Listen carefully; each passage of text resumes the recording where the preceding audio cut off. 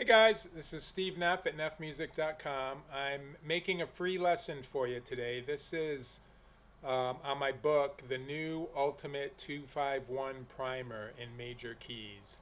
Um, I just wanted to explain the book and explain what it is, how easy it is, how hard it is, how much time it takes to get through it, why it's important, that kind of thing.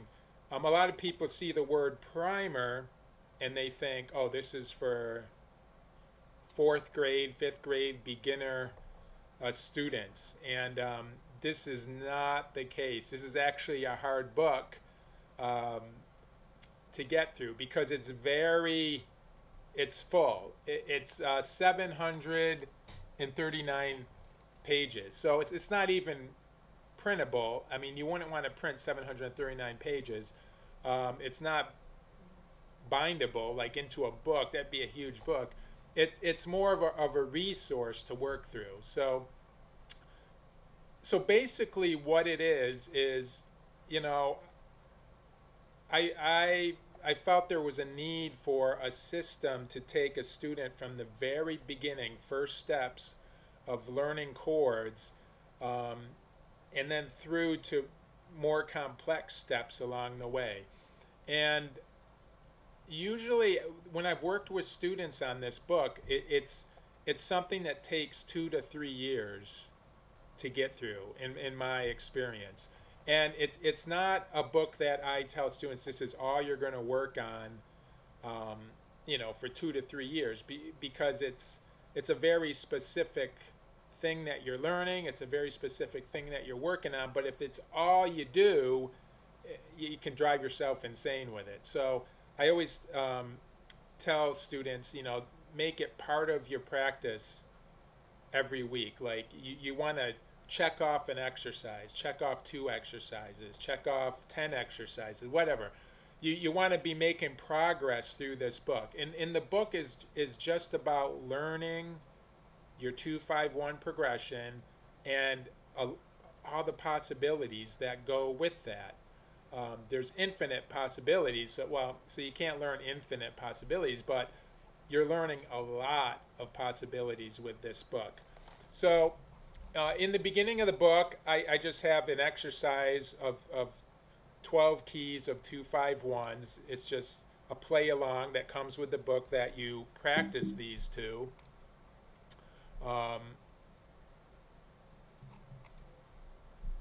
And so it's just a way to practice in all 12 keys. Sorry, I'm scrolling down. And then the first exercise in the book is just root patterns. So basically, if you take a 2-5-1 like D minor 7 to G7 to C major 7, the simplest thing you could possibly do on that progression is play D, G, C, C, D, G, C, you know, playing the roots. And that's as easy as it gets because you think D minor 7, D, you play a D. That's the root. That is what I consider the easiest thing. Most people can do that fairly easy. Then what I do with each of the lessons in the book, each chapter I call a lesson, I introduce you to approaches, the concept of approaches. So each chapter has the melodic material of what you're working with. So in chapter 1, you're just working with the roots. And then you apply 10 approaches to that. So like approach 1 is just a repeated note from the past measure. Approach 2 is a half step from below. Approach 3 is a scale step from below. Approach 4 is a scale step from above. Approach 5 is a half step below and a scale step above. Now, I didn't include all the possibilities in the book because honestly, some of them didn't sound good to me.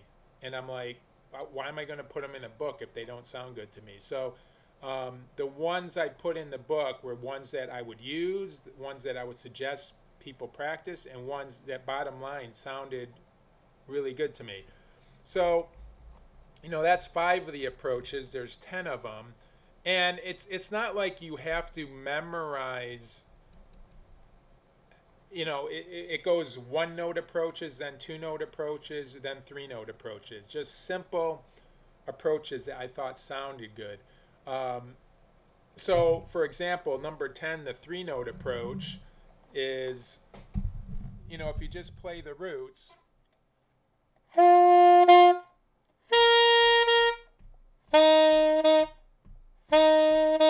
So I'm playing D, D, G, G, C, C of a 2, 5, 1 progression in C major. Now, if I put approach number 10 to it,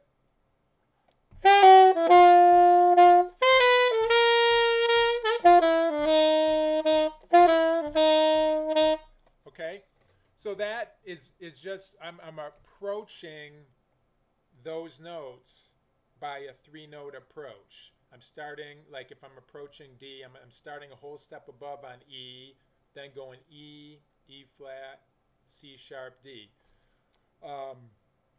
Now that's in lesson 1, so that part of it is pretty complex. Like if I had a 4th grade student that I started this on, I wouldn't start him on those approaches yet because they're not ready for it.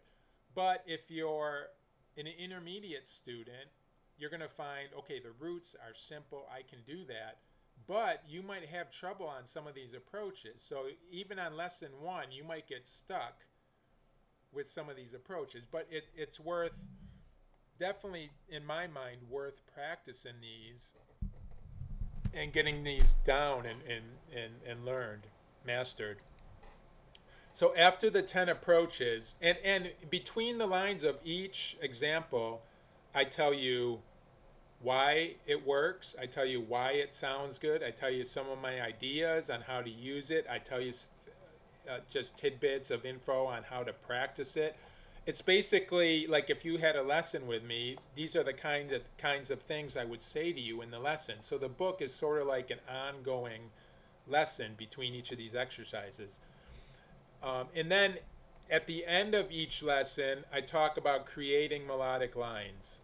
Every lesson. So, you know, the first part is melodic ideas with the notes involved for the 2-5-1. The second part is using approaches. And then the third part is creating melodic lines. And honestly, I mean, they're all valuable, but the part about creating melodic lines is so important in my mind because that a lot of times that's not the stuff that gets taught. Okay, we teach the patterns, we might even teach the approaches, but we don't really, a lot of teachers don't talk about, okay, now how do you make this a solo? How do you create something melodic with this? And a lot of times that has to do with variation, that has to do with creativity, that has to do with rhythm, embellishments, stuff like that. So in that chapter, I give you examples, and then again, I've written a lot of stuff in between the examples explaining why and how. So in lesson 2, we're just dealing with the root and third. Okay, so now it's getting a little bit harder. We have 2 notes, root and third. So, you know, number 2.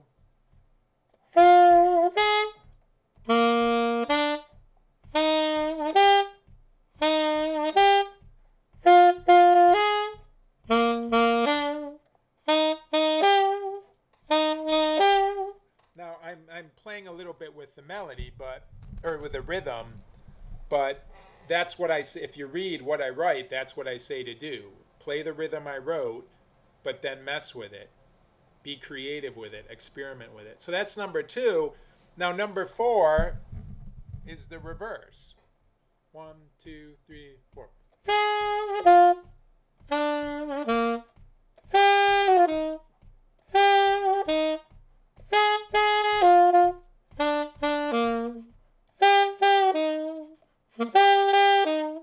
Okay?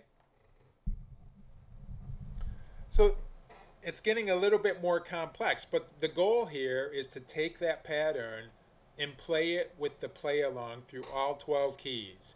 You're learning the roots and thirds of all your minor chords, all your dominant chords, and all your major 7 chords. So that's huge. You want to learn those, you want to master them. You want to get it to a point where you don't have to think about it, where it's effortless. And a lot of times in my lessons, I give you this analogy. What's 9 times 9? Most people have learned their times tables, you know, when they went to school. Most people immediately that I ask that question to go 81. They know it. It's right there. 9 times 9, 81. They know. It's the same thing with this. When you think A flat 7, what's the third? C. It's just like 9 times 9. That's how well you want to know this.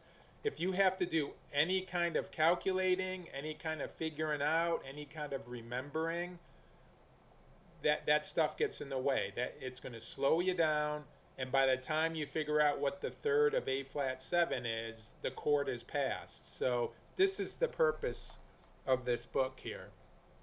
Okay, so now every time I add a note in these lessons, there's more examples to practice, because every additional note is that many more variations.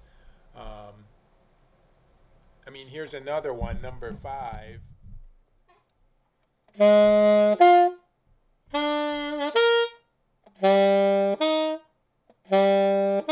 Number 7.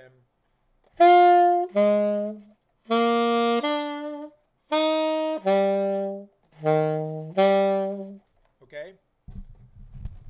And that's all the root and third. It's just sometimes I play the third first, sometimes I play the root first. In number 5, I was doing the third up to the root, which is an interval of a sixth. So you're practicing just thirds and roots, but now you're also practicing intervals, like a sixth in that example. Now, if I do like number 5 again, and I put a little bit like a 3-note approach to it,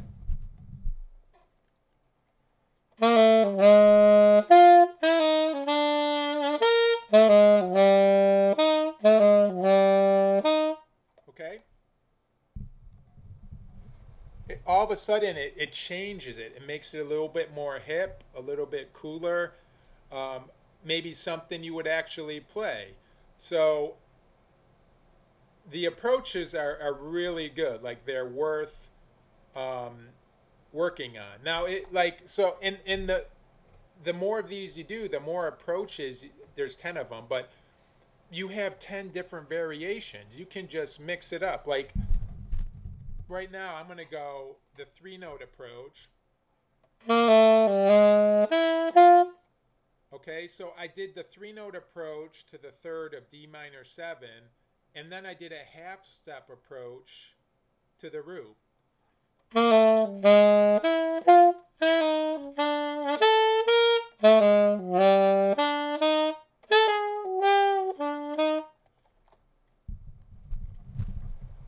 You see, the more of these we do, the more possibilities, the more creativity is available, and you know, that you can, the more creative resources you can pull from. So, you know, what I love when I'm doing this with a student is when they surprise me. When they play the stuff off the page, I'm like, okay, that's cool. You did your homework, you learned it. But when I say, okay, do the same thing, but be creative with it.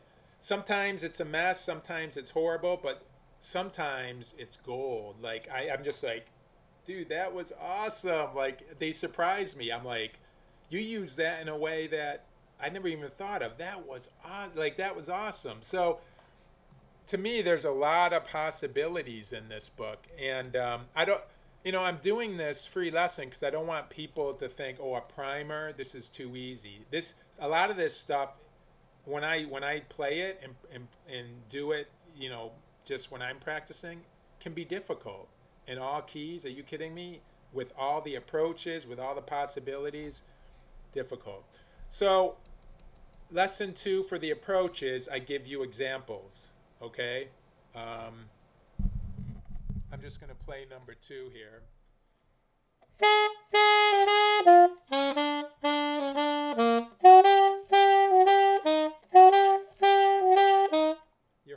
approach there, okay? Just thirds and roots. Here's another one.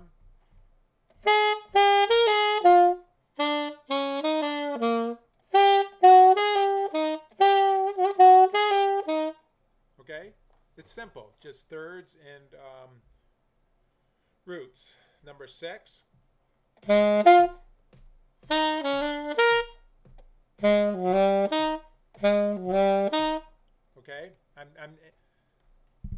That was number 6. I'm taking a few liberties with the rhythm. So if you look at number 6, you're going to see I changed the rhythm there. But again, this is what I tell students to do. You look at this, but feel free to take some creative liberties with it. And as long as I mention that, I just want to say that is very important. It's, to me as a teacher, it's important to attach playing patterns and scales and very methodical, thinking stuff with creativity. Okay, you got two sides. You got the thinking part of your brain that's figuring out the patterns, repeating, being very computer-like, but then you got the creative part. And I'm always telling students, you got to practice both sides of the brain, okay? You got to do this part with the patterns and the thinking and the methodical, computer-like stuff, but make sure you're always mixing in the creative, doing it together. If you do that, to me, that's where the magic happens.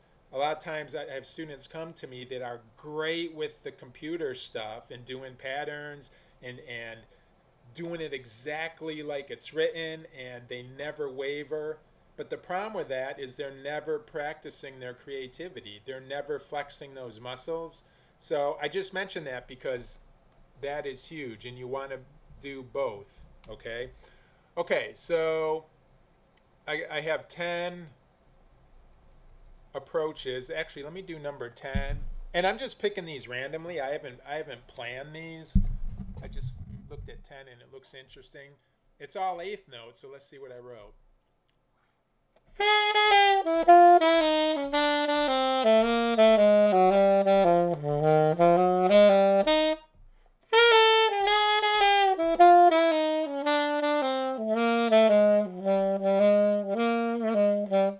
Okay.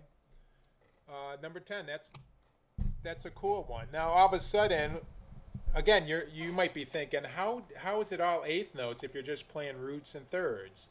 Well, I'm doing roots and thirds, but with 3-note approaches and 2-note approaches, and I'm filling in all the gaps. Again, we're on lesson 2. Doing this is hard. So, again, it takes years to really get this down, but it's huge and beneficial if you do. And then the next part of lesson 2, again, is creating melodic lines. Okay, now it's simple. Let me play some of the melodic lines I came up with.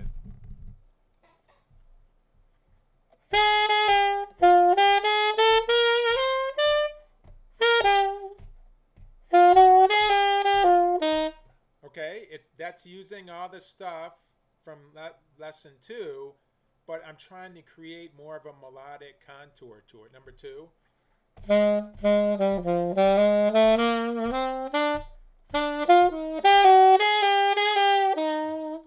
Okay, number 3.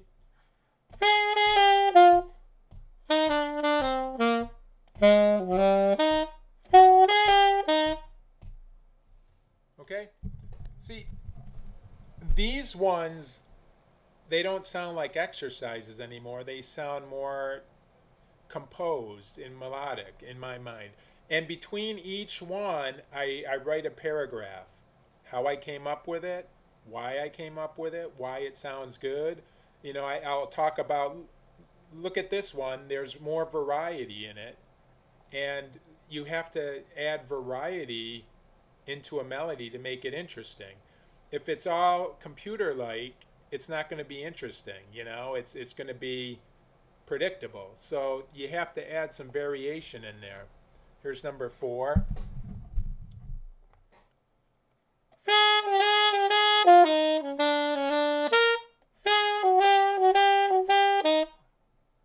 Beautiful. I like that. Nice little line, melodic line. Okay.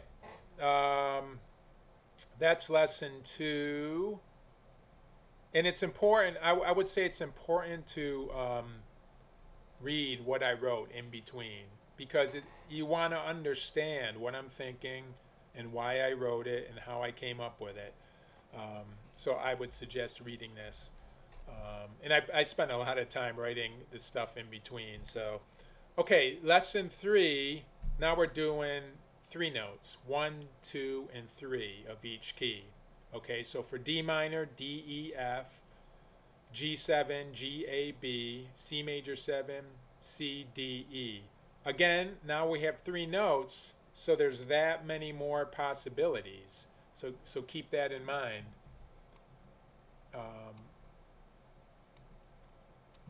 So I'm just going to play some of the possibilities here. So number 1.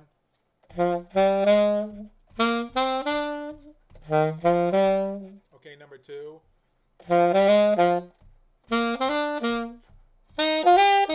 Okay, number 3.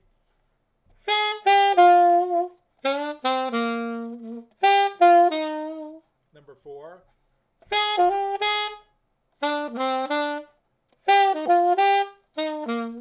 Okay. Now, each of these patterns, the goal here is for each of these patterns to become something that's in your head. So when you play a tune and you see G minor 7, you know, you can go, that's a melodic idea that's in your head because you practiced it from this. And you can draw from that melodic idea and use it when you're improvising your solo, if that makes sense. So that's the way I would think of these. Like number 6 starts on the 2. So I'm looking for variations here. So number 6, it goes 2, 3, 1.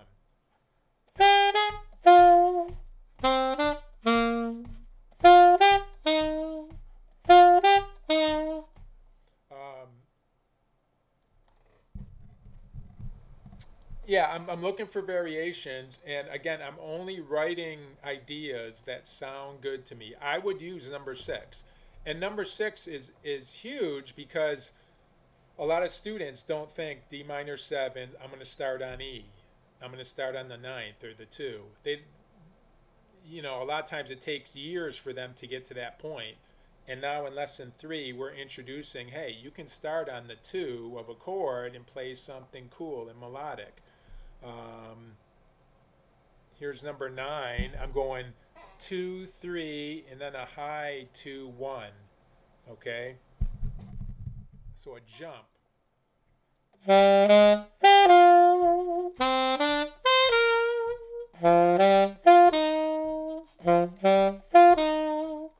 love that. Okay? That is a very usable melodic idea. Okay? I'm glad I wrote it. All right, in the next part, now there's 9 things to work on with 3 notes, but there's a lot more possibilities. Again, I talk about this when in the stuff I've written between the lines, but just because I wrote 9 doesn't mean you're done. Like your creativity is the only thing that puts a ceiling on how many possibilities there are. That's the other thing I love. When a student comes in and they have a pattern that's not in the book that they, through practicing, figured out, and they play it, and I go, well, that's awesome. I should have put that in the book, you know? Like, I love that when students do that. Okay, so the next part, and again, every lesson, every chapter follows the same format. Now, for lesson 3, now we have the 10 approaches, okay? And I take you through some examples of all 10 approaches. There's so many ways you can do this stuff, okay? Let me play number 9 because that looks interesting.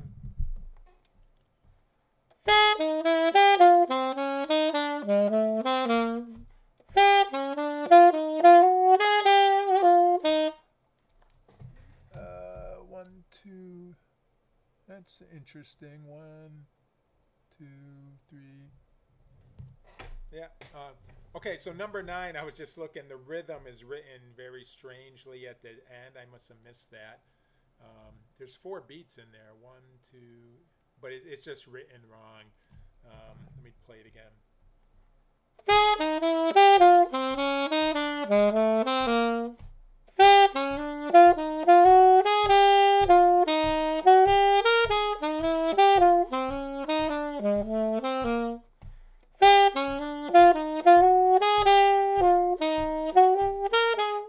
Okay, it's a really nice melody. I mean, the rhythm is correct, but technically you wouldn't write it that way. So I'm surprised I messed that up. But number 10.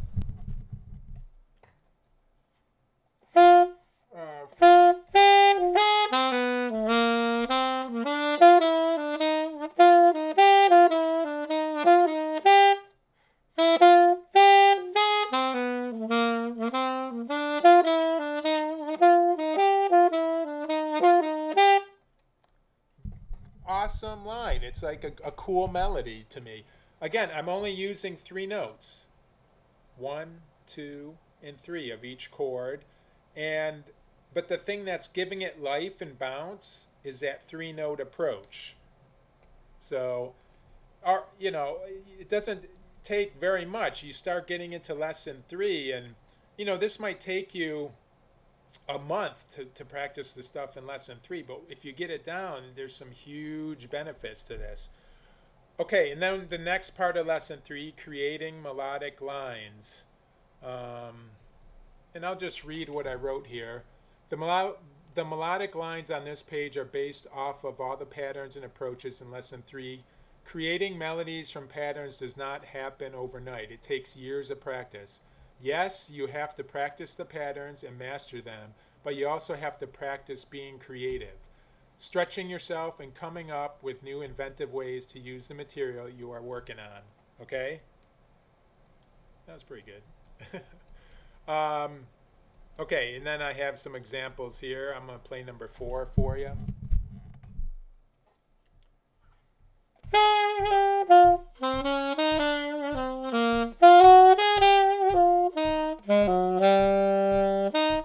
Okay, number 5.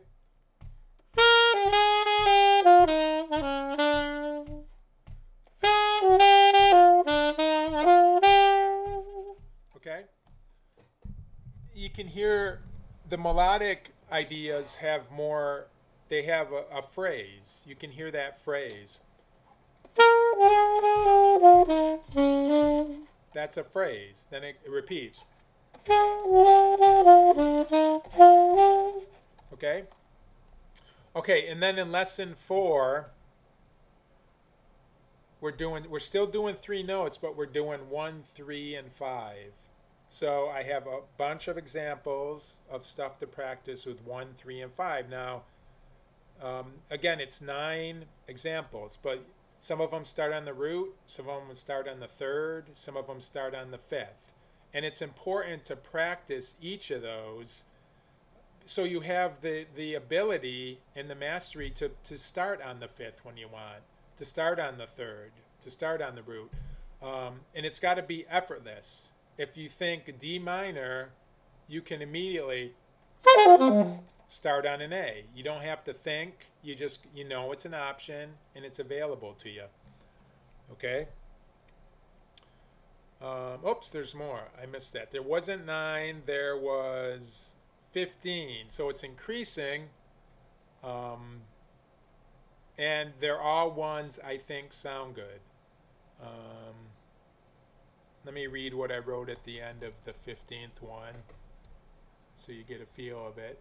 I advise you not to move on until you have mastered lesson 4. I see so many students who are trying to play Charlie Parker licks, Brecker licks, Coltrane licks, etc., but they can't improvise using triads over the chord changes.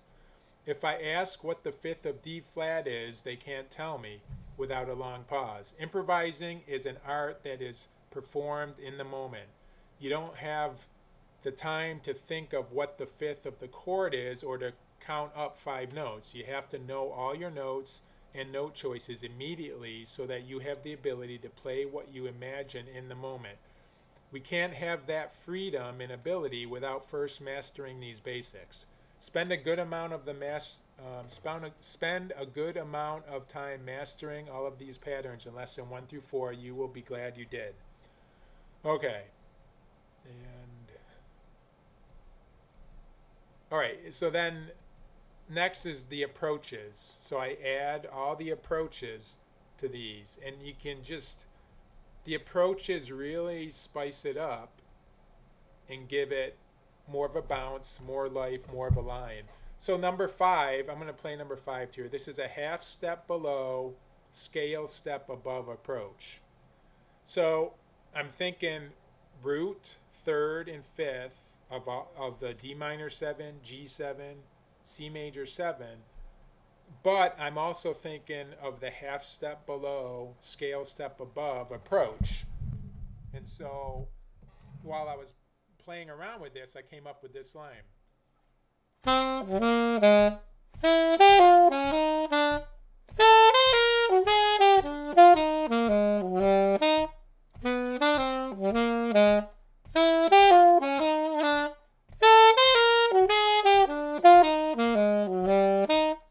Cool line, right?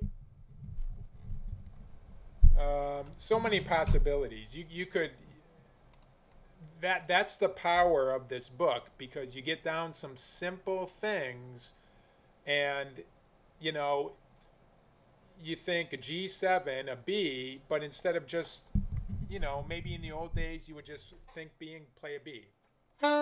Now you go an approach, or that 3-note approach, or that 3-note approach, or that a scale step above or a half step below. Okay, you know, all these approaches, now you have that many more possibilities and resources to draw from, and it makes your line that much more interesting. Okay, this lesson 4 is amazingly difficult. So again, I call it a primer. I kind of regret calling it that, because a lot of people hear that and go, oh, it's for beginners. It's for baby beginners that don't know anything. This is more for intermediate and even advanced people would benefit from practicing a lot of this stuff. Okay, lesson 5.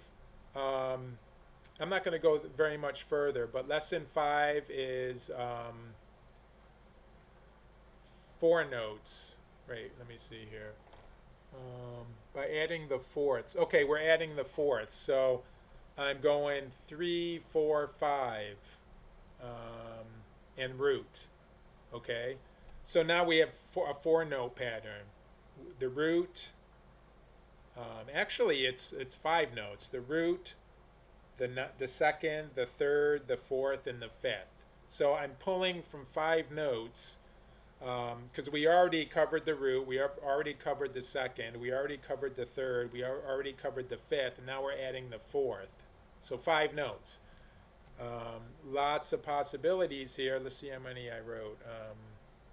10. I'm surprised I didn't come up with more. But there's 10 things to practice.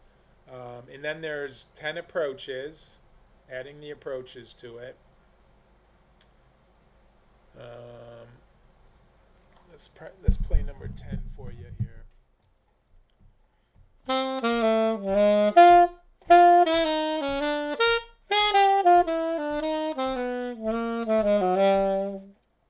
Love that. Number 9.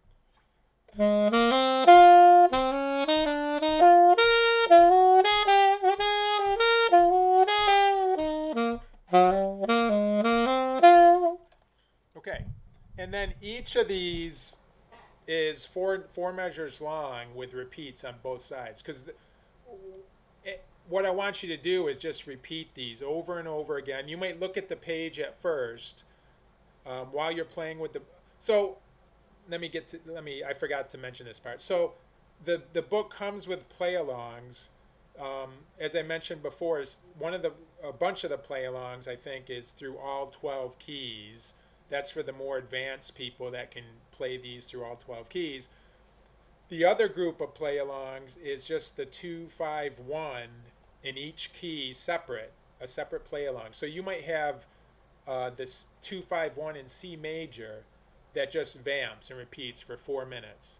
So you would put that on and play like something like number 9 and just repeat it with the play-along. And I would suggest looking at the page, and then as soon as you can, try to turn away, not look at the page, and try to keep going. Try to keep repeating the line until you get it into your memory banks, until it's in there solid. Okay? Okay, so now the next part is creating melodic lines with lesson 5. And I get into some triplets here. Let me try this. This is number 1. 1, 2, 3, 4.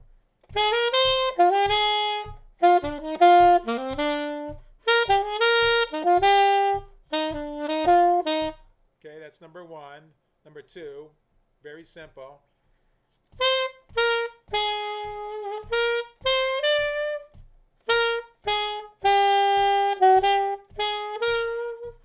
Okay, now you might hear number 2 and go, that's simple, that's easy, but I wrote it because to me, actually what I wrote here is number 2 is a simple melodic pattern that is mirrored in measures 3 and 4.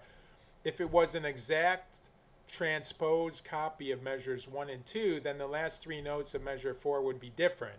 I changed the notes to fit the ending chord so that the line sounds resolved and finished. But my point here that I was saying is it's simple, but the greatest melodies in the real book and in music are simple melodies that are memorable, that stick in your brain, that people hum while they walk away from the club after hearing you. Those are the melodies that are melodic, are the most melodic, and the most, people can latch on to them and remember them. So that's huge. And again, there's a lot of writing in between. And then lesson 6 is 1, 2, 3, 5 patterns. So I'm not always adding a note every time, but I decided in lesson 6. In lesson 5 we added the 4th, but in lesson 6 I'm like, there's a lot of patterns with 1, 2, 3, 5. So I decided to spend some time on that. So number 3.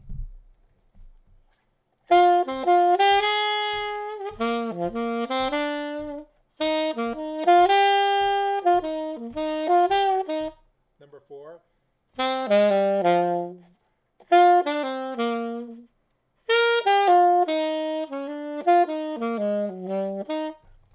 Okay, I added that end at the end. That's not on there, sorry. I'm being creative. Number 7.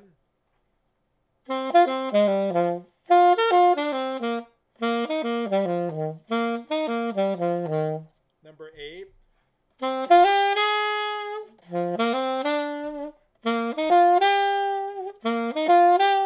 Number 9.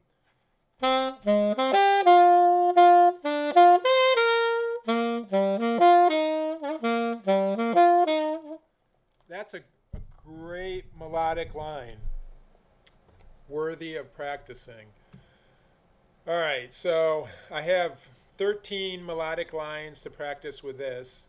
And then, again, the 10 approaches. This is where things get really interesting and just more jazzy, complex sounding. Let's try number 9 here for you.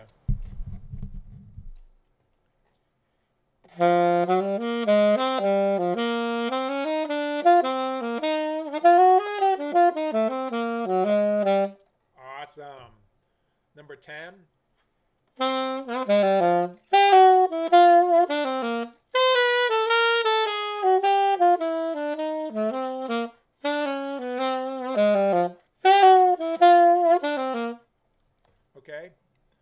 and it repeats. And then again, the next section, creating melodic lines from lesson 6. Again, this is the goal, you know, for me in my mind. Like here's number 4.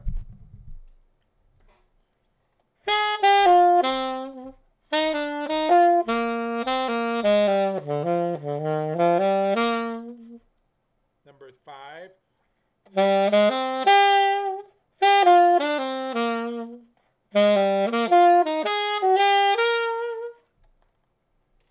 Okay.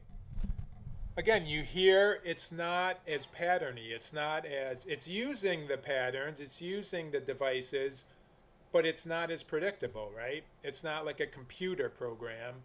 There's some humanity in it. There's some feeling. There's some unpredictability in it. And that's what creating a melody is about.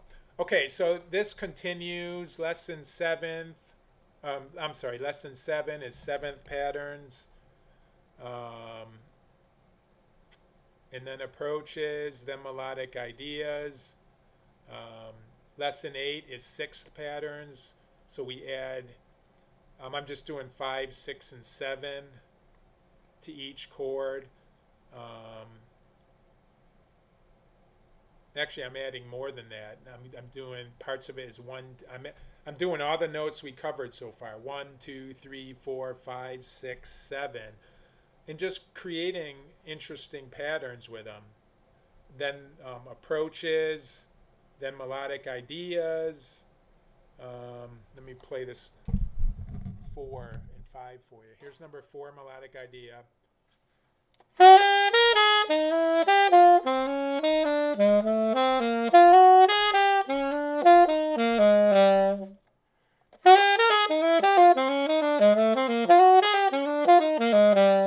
Okay, cool line. Number 5. I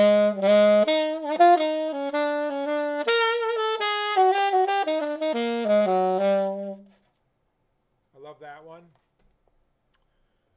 Lesson 9. Lesson 9 is major scale pattern. So it's dealing with the whole scale. Again, there's so many possibilities. I cover a lot of the ones that I think sound good. I cover 15 patterns to work on. Then the approaches. Again, at this point, with all 7 notes of the scale, with the different octaves, with all the approaches, it's endless how many possibilities there are. So what I wrote here are just some possibilities, but you know, I talk in between, or I write in between about how you need to start branching out and creating your own ideas.